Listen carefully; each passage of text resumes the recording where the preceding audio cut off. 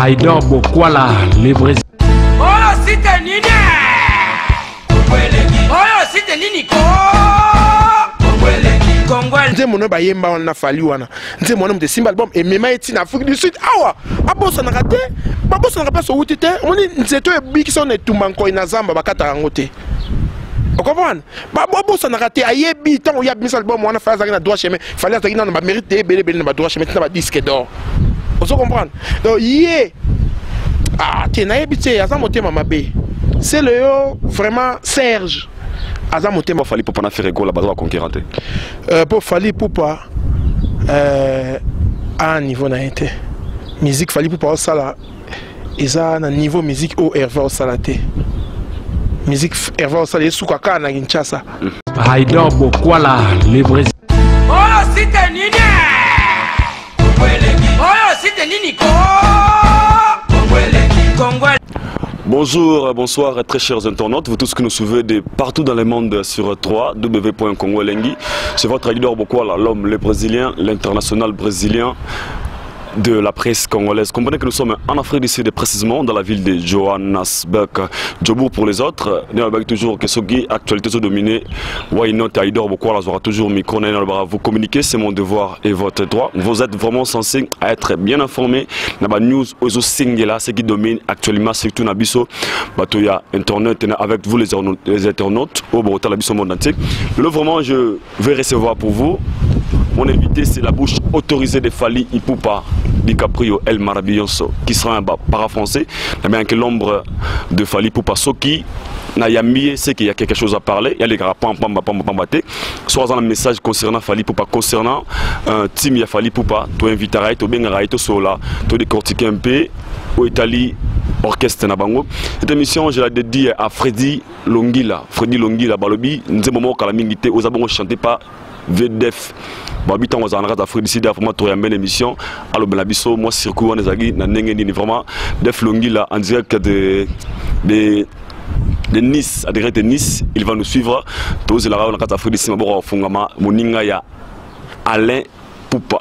Babi Alain Poupa. Il est avec nous. Mon invité est déjà là qui je dis bonjour Christian Ba, para-français. Bonjour Haïdor Bokwala, l'international, le Brésilien le plus suspect. On s'en nous en Kanda. Avant de l'émission, passage émission à Bisso et passage émission à dédié en panel. Mission on dédié on a Yemoko, the King of Rumba, la rumba congolaise, l'artiste star, Fali Poupa. Naba fan nyonso ya monde entier. Au Balingara Fali Poupa na musique na dédié bon émission. Merci beaucoup Christian Ba. Maman a dit Piastige Nabiso. Nous allons parler de Afrima, des questions on va parler de Afrima. On va parler de l'affaire qui domine au Tuebi vraiment CG Abino Mikolo Binona. On a autour de Cortica. On va parler un peu d'abord des trophées à Fali Poupa DiCaprio Ozaki nominé à Afrima. Dans 6 catégories mais il a seulement réussi des trophées aux meilleurs musiciens francophones et Afrique centrale et puis aux Bongo meilleur clip de l'année, aux Bongo Eloko. Vos impressions par rapport à cela? Ouais, bon, bah, félicitations, congratulations, Nayemoko Elmar, le King of Rumba, l'artiste star, Mobutu de la musique congolaise. Kanyan na maboka ok non partout à Kendara. Donc ça, bah, tout ça pour moi c'est un quoi. Et c'est un pénézali parce que Moussala est mon année. Et ça, bah, nous moment il y a qualité. Né suis pour biso chaque album il a fallu et il y a toujours dans mérite non. Donc ça bah nous mbo ils ont ebeta mikolo et loko. Na ya ko contredire et loko. Mutazate tout ça na quoi meilleur clip nango et loko yo meilleur artiste francophone. Meilleur artiste francophone par rapport à Yanine, par rapport à Banzembo, par rapport à la prestation, il y a show, pour ça il y a show, il y a bêta bandou l'été, il y a bêta ça show. Par rapport à la show en Afrique, na qui n'écoute pas donc na qui n'écoute ça année depuis banda betika des concerts 3, D si je me trompe pas, na Shark, na Fikine. Au monde qui a célébré tant d'autres, on doit longo azate, pour ba kokate ba niveau n'était. Donc félicitations à l'artiste na trophée trophée na biso to fêter en to célébrer en couteau à d'être pour pas préparation pas préparatif et ali non préparer pour organiser le remorque dans 3 semaines pour na fêter ba trophée maman na bord o be ba bago o ya zuité yi pour ça maman na bord maman na braille, maman na barbecue autrement dit. Vous comprenez? Par rapport à Batrophée, il faut célébrer en haut. Et c'est un Wezali. Il y a un star. Est-ce que y a un talent? Il y a un talent? Mais il y a la caca. Il y a un star. Mais il y a un talent. Il y a un talent. Elle marre l'épreuve année. L'homme qui est organisé, professionnel en plus, a présenté l'album Nakin, Tokos. Tokos, il y a une musique classique. Il y a Vandi. La musique classique, la première partie à le concert. Parlons un peu de Tokos, ça va l'autre sur la mara vivre, il y a sujet, il y a Maramoso dominer les lots dans internet, les amis concernés sur Fally Ipupa. Selon vous, des bureaux à Fally Ipupa, n'a pas mélomane balinga Fally Ipupa. Vous vous dites qu'il y a 4 albums au Fally Ipupa ici déjà. Tokos, ils ont la place nini selon vous. Ils ont tout la catégorie, il y a power, la catégorie, il y a droit chemin, tout dans la catégorie, il y a l'album ici déjà au album précédent. Sorry, je réponds à la question. Il y a un peu Kimi. Au moins, il fallait que mon côté congolais. Il y a un de la forêt à Lagi. Hervé pas. Ferregola. Hervé. Hervé. Hervé Ferregola. Comment il va botter là, Hervé? Bataringue. Pardon? Bataringue. Apparemment, il fallait me déclencher moi polémique. Les polémiques, tu es si mon amour, tu benga mon amour comme ça, c'est que c'est un commun au total. Comboté, papa chéri, si comboté, les rois de la frappe, c'est comboté. Mon homme, ça, comment on a beauté la femme? Pour Fally Ipupa. Fally Ipupa Ntimba, donc Yewana, ma beauté kabong. Bah, il m'a rabioche, banani, et ça, bah, sirno. Mon achat, on a fiché. Là, ça a toujours Fally à bêta concert. Donc, c'est-à-dire, Azagi est moroté. Pour Nanini, vient un peu de la fourrure, tu as toujours du colo. Bah, viens, bah, ça l'a trop, bah, ça banzela, tu respectes, bah, toujours. Il faut respecter les gars qui ont vécu. Mais, bah, Missou Souana, Ayate, Abengate, Asanini, Akimi, pour épiquer, Azad devant Hasla. Azad devant Hervé. Azad devant Hasla. Agolata Nini. Akobeta Nini. Est-ce qu'il y a un vote? Voter, tout la vérité. Biso ba congolais. Tout ça la capable na culture ya ko voter té. Tout ça moukié. Ko voter na internet. Comment ils arrivent à internet? Communication pena pas na biso pena internet za pena makasi pena par rapport à bamboko biso za par rapport à West Afrique, ba pays moins belé za développer par rapport à internet wana. Yo mona ba vie de la forêt, ba zo ba trophée na ba kora awa, ezaki ba vote, ezaki ba sentiment té. Ba quadra Koraman na beta boutou moko 4 bords et il m'a ba vote il y a décennies. Vous comprenez? Biso to message sur m'amboante. Ce que bango succès na bango ya ratema na gisasa kaka. Yango monizo so pa bango. Donc ba boulé ko ba eloko moko boye ba ça eloko moko boye ya week loka moi de ko neti mutuna biso mo rara. Merci, je comprends bien vous on a quitté na Frima, c'est parce que qui m'a présence à Fally pour pas selon ba propos na nos lobela. Oui, boulé bien monté. Avant la publicité artiste mon a thème organisé ba Frima ba Grammy Award pourquoi nan chikit ata na ozwate nan chik c'est année oyo te na kekaka na koma nanu na yeba makambo ilegela ndenge on na iso ba professionnel te baza organiser te ninga za kana nous organiser l'artiste professionnel international organisé, renommé star congolaise, les rois de la rumba congolaise. King. Oh, King. Aujourd'hui, nous avons Celo Scram, nous avons musicien, que moi je respecte, que je dis salutations là où il est. Celo Scram a sali vidéo à contexter contre Fally Ipupa, il n'est pas le king. Si il est le king qui nous prouve de quoi il est capable à interpréter Banzembo et à Franco, Banzembo a Teli Bangwana. Vraiment, ils sont assez parce que passer le cas on a vu son émission le bon silencieux et puis bon avec Christian Vemba yana Chantal Vemba yana Chantal Vemba yana Clarisse Mafuta mbala Chantal Vemba a benga Rider Bokwala a tenu la vidéo on a je regardais bien cette vidéo c'est leur lobby si vraiment réellement vous êtes des kings, tu es le king, mon frère, tu es le king sans royaume. Si tu es le king, Mirage a interprété Banzembo, papa n'a besoin de le je ne me trompe pas. Ferregola, il chante très bien, Fally Ipupa, tu n'es pas le king de la musique congolaise. Vous, tu as Fally Ipupa, beaucoup on dirait Likambo. Ok, il a donné que ce point de vue, mais bien, parlons un peu de cette affaire de Ferregola, de Celo Scram et Fally Ipupa. D'après eux, tout ça ce qu'on a dans internet ba Hollande biso pour mutaza la king roi ya musique congolaise face à ni n'habitez tout des questions nous en ba question pas la réponse ya pas na au moins il fait na biso mon porte ba ki za patron musique congolaise bat baboyaki pour ani ils a motema mabe vena biso mukulu aloba yé souverain premier minadama l'homme qui a mis l'eau dans le coco. Vous comprenez? Mais tu me dis, ah, nanani. Venez à Bissonson, alors il y a le roi de la forêt. Igwe. Igwe, peut-être mon conduite. Bon. Tout le monde enfin, Baba qui y a des foulangés, créateur des idoles. Moutasala, tout bazala. Fait beaucoup. Venez à Bissonson, Kester, paix à son âme, paix à leur âme. Alors il y a King. King y a King Kester. Ce qu'il fallait pour passer les génies de la musique congolaise, les King of Rumba. Ouais, ça c'est l'album urbain. Et Ambrié Siko Motema Mabe Koti.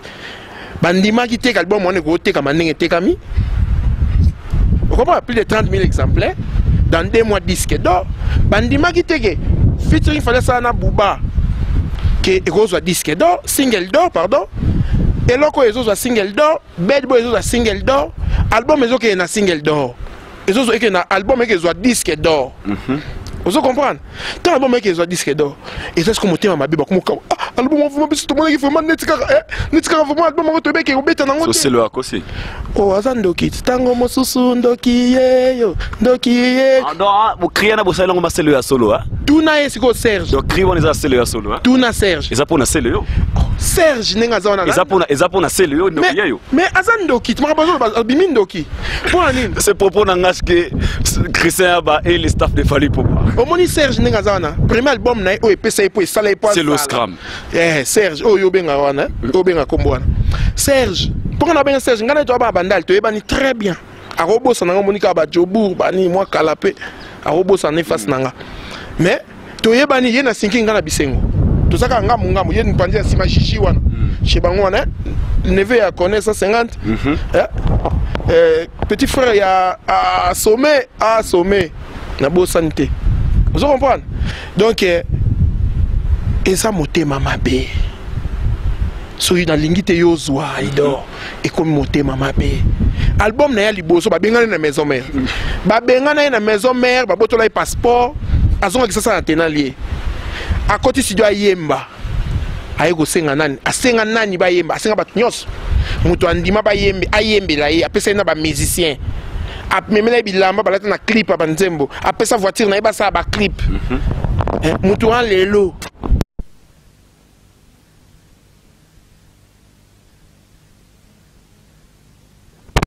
Parce que à travers dire c'est un hustler.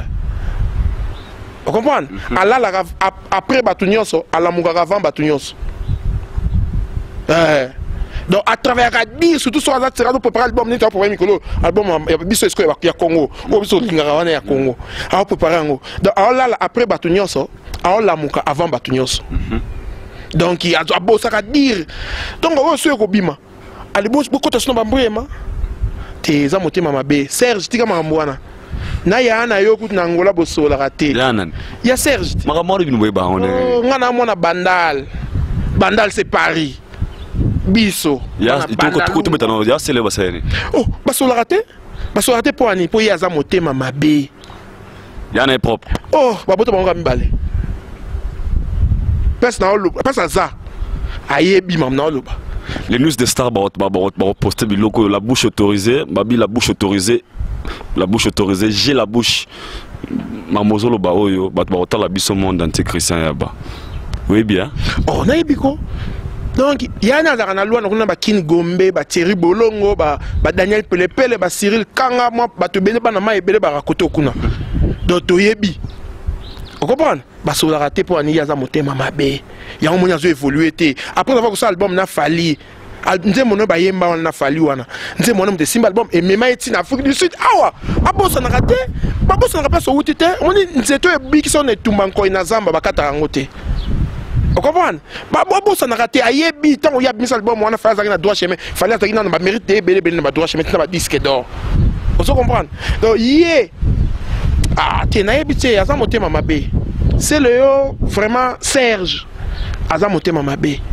Donc mon ima ma musique hein basala ngo boyeboyete acha boyeto tant que boye wana to koto atame si j'ai vraiment bi mikolo en fait tout le ba o eza ba réalité tant que ça me les a souhaité internet comme déjà to comme na rapidité na speed autobi comme ramosala misiko na 7h na 12h30 na 7h15 bat ba OK déjà Fali Poupa au Teba qui liboso, il y a droit chemin, il y a Cadena, il y a Nini, na Fali Poupa Tokos. Les gens disent que Fali Poupa est devenu trop arrogant, même la propos naïe. Fali Poupa a totalement changé selon bateau Bazalaranaye, n'habite bateau Zaranaye sur beaucoup mais selon des fanatiques, n'a pas propos Fali Poupa na la télévision, apparemment il est devenu un peu moi qui boue trop. Mais non, bino Bazarana entourage naïe. Quelles sont les remarques que vous avez constatées déjà na Fali Poupa? Moi je suis côté moi qui était pour Mikolo ba popo nae azoboya ba journaliste azolobara ba boy mo ba boy te aboy ba journaliste te eza ba journaliste ya motema mabe entre autres ba oyo ba ya kité batine ba invitation comprendre moi ba conférence de presse ata président de la République a sa conférence de presse batindaka ba invitation ceux qui batinde lui invitation te oya te bato ba ya kité bazui propos wana et propos moko normal parce que tout na ki ba journaliste biso total kiango azo tuna bango makambo yo bino bolinga na répondre est-ce que boko zala en mesure ya ko assumer ba biloko ngana koloba bandimaki babi oui biso mtotindi yo loba parce que sali une année et 8 mois au legara na TVT chaîne congolaise donc TV zaka chaîne congolaise te fallait pour parler na ba France wana ba na Afrique legara ma chaîne news mais na Kinshasa ba ki ko lekana te parce que respect zate. On comprend. Soki nabi bato ba ya vendre awa baza ba charlatan. Est-ce que na manqué bino presse respect?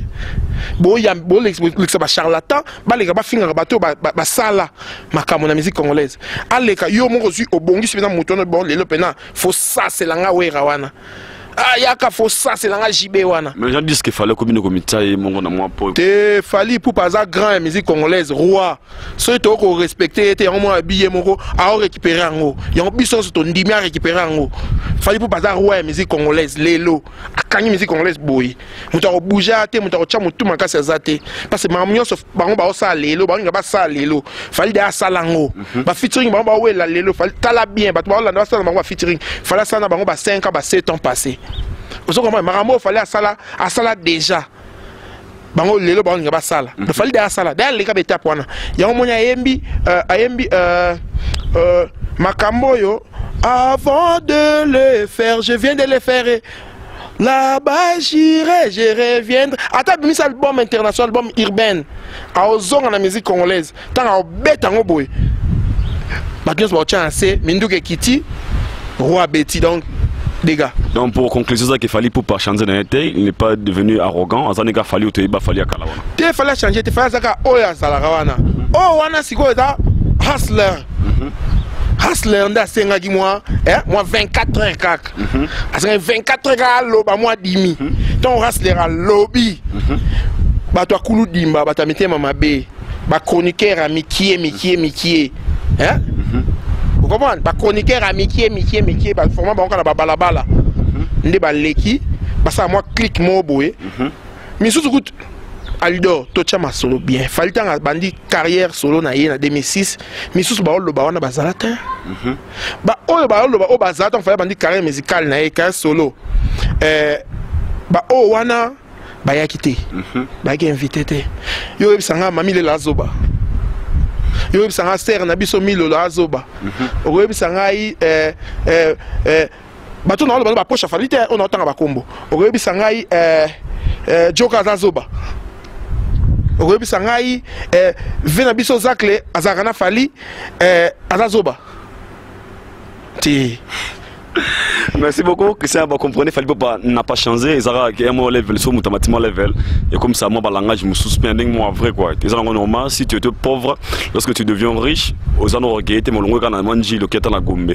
Moi, changement, on a payé et Kotarana, on paye. Moi, je le condamne pas trop parce que je fais de big salutations à Patine Taraza de Tarasker. Mon vieux Patine Taraza, Balbitok. Ok, merci beaucoup. Nous sommes vraiment déjà arrivés à la fin de notre émission. Mais on arrive beaucoup tout ça dans l'émission Nabiso. Avant de Kabonanao, Zara a moi des questions. Ils répondent encore oui ou bien non. Zara a des questions. Est-ce vrai ou faux Fali Poupa rivalité à Ferrego, la Jésus de Nyons que j'ai sali? Non. Baba concurrente. Non. C'est tout. Vrai ou faux, Fally Ipupa à Kimi Rumba pour Akoma rappeur? Non. Merci beaucoup, nous sommes vraiment arrivés à la fin de notre émission. Question on a pas de côté bah tout est mal déjà que ça va. Tout côté en développement dans côté. Et ça rare vrai ou faux, mais tout côté moi pas pourquoi Fally Ipupa na faire école la base concurrente. Pour Fally Ipupa à un niveau na été. Musique Fally Ipupa ça là.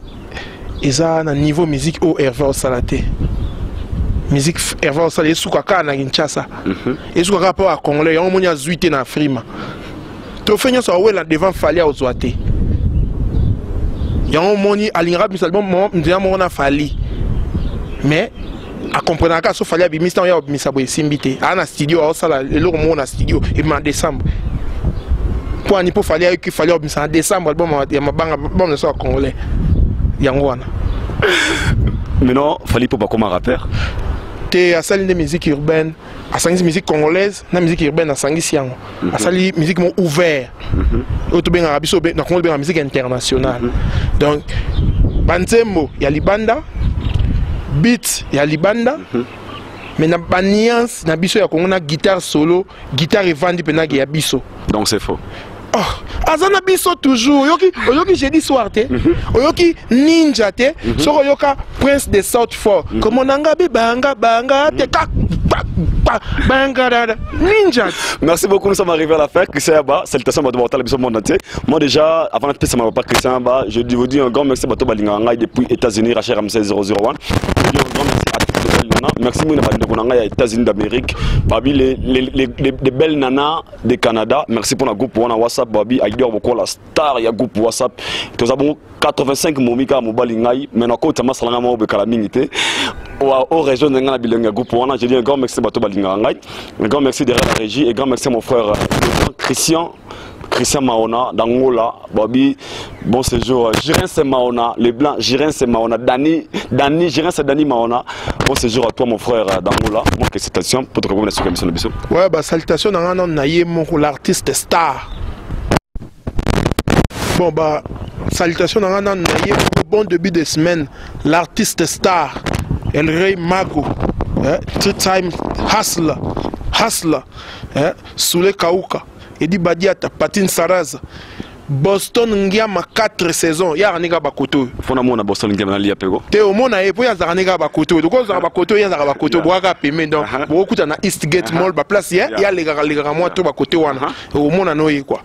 Jimmy Belao, Shadrack Koka, Christian Welo Banque Mondiale. Kadi Izebonga ai. Jojo Lavamba, président Yabafan, président donateur Yabafan Club Nyons, il y a les amis de Fally Ipupa. Dans 3 semaines, nous avons annoncé nos dates. Nous allons célébrer des trophées Nabiso. Tout ça la braille. Haïdor Bokwala, les Brésiliens. Oh, c'était Nini! Oh, c'était Nini!